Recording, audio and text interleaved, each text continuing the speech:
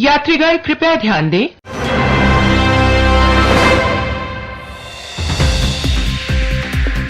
नमस्कार, आप सभी दर्शकों का बहुत बहुत स्वागत है अपने ही चैनल लेट खबर पर। यात्रीगण कृपया ध्यान दें। देश में चल चुकी कांग्रेस की भारत जोड़ो यात्रा और भाजपा की जन आशीर्वाद यात्रा ने सबका भरपूर मनोरंजन किया।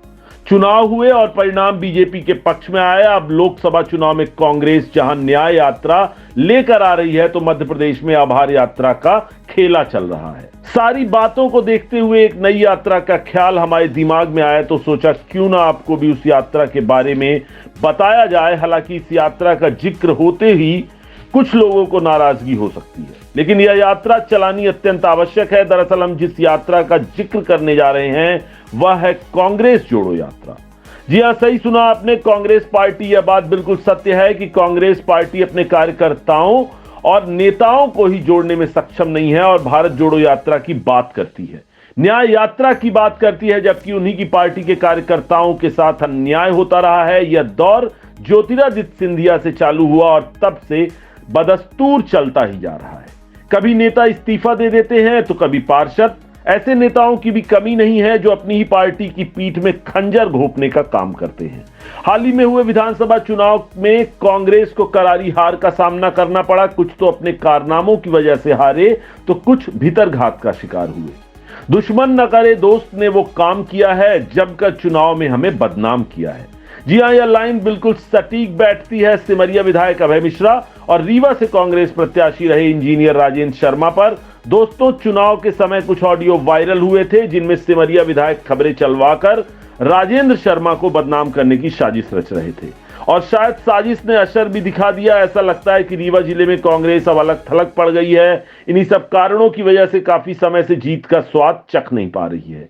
कांग्रेस पार्टी की बड़ी कमजोरी यह भी है कि इनमें पार्टी के प्रति ईमानदार नेताओं की जगह दल बदलू नेताओं को महत्व दिया जाता है। ऐसे नेता जिनके साथ कांग्रेस के ही कार्यकर्ता नहीं देखे जाते।